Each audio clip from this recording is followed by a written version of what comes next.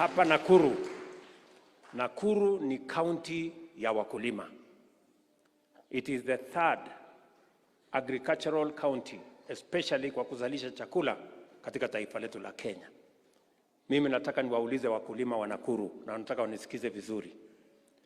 Bado mapato yetu ya shambani iko chini.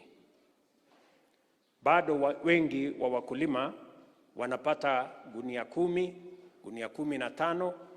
Tunataka kwa mapenzi ya Mungu next year tufikishe magunia 25, magunia 30 kwa ekari moja.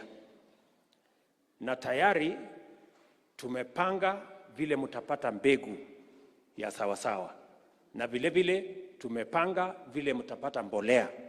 Na si mbolea ile ya zamani ya DAP ambaye inakoroga watu. Tumelete mbolea mpya ambaye inashikana na mchanga yetu na ile mimea tuko naye.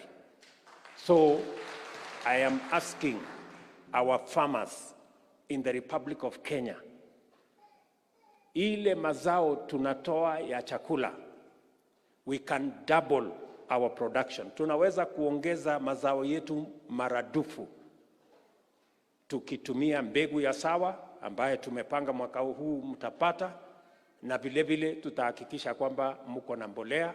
Na mimi nataka niwaambie wakulima, usitumie mbolea mfuko moja kwa ekari moja.